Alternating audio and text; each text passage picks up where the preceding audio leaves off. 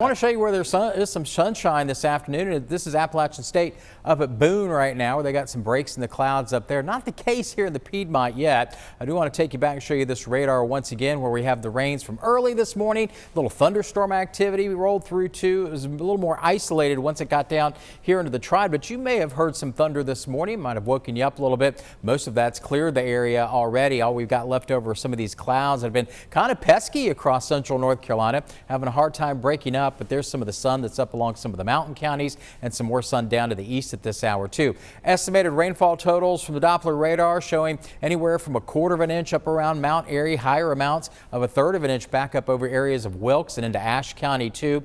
A little less than 1/4 inch, about 1/10 of an inch, a little more than that in Greensboro and Lexington.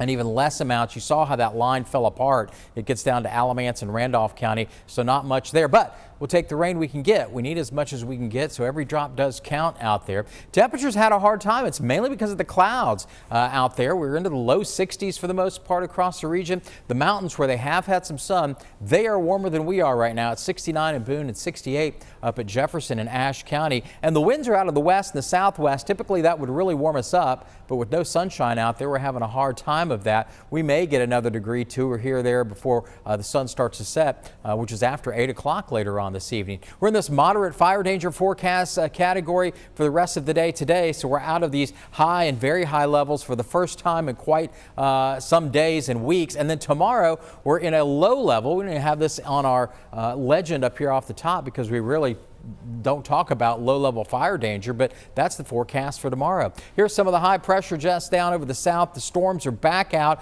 over portions of western Tennessee into Arkansas, also into Oklahoma, down into Texas and Mississippi too.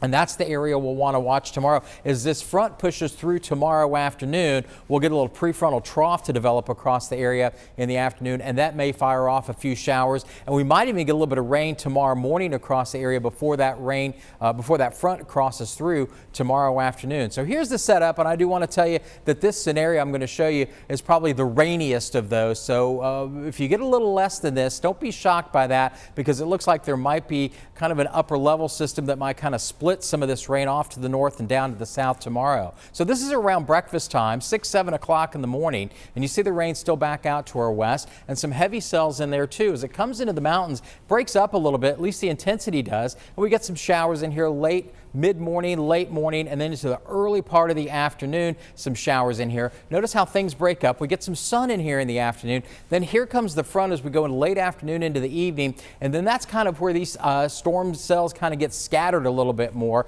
mostly down to the south and off to the north, but we could see some storm activity across parts of the Triad as we go into tomorrow afternoon as that front pushes on down to the east. So we do have tomorrow as a weather impact day because we have a pretty decent chance of getting some showers in here. That morning rain risk, maybe a little thunder with that. Afternoon scattered storms, those could be strong to severe and may contain some damaging winds, some small hail, and maybe an isolated tornado. I think that would mainly be down to the east. Here's where the severe risk is today, and they're in a very moderate enhanced risk back out to our west, back into areas of Tennessee. Then this loses some intensity, this area, as we get into the day tomorrow when this marginal risk across central North Carolina. There is a chance for some damaging winds where we have a good probability of that on some cells that may develop, and also the hail risk in there tomorrow too. I don't think we'll see a lot of it, maybe scattered activity, but it's something we'll want to watch as we go into tomorrow afternoon. Any tornadic activity I think would really be down to the south and down to the east and maybe even off to the north tomorrow too, but that too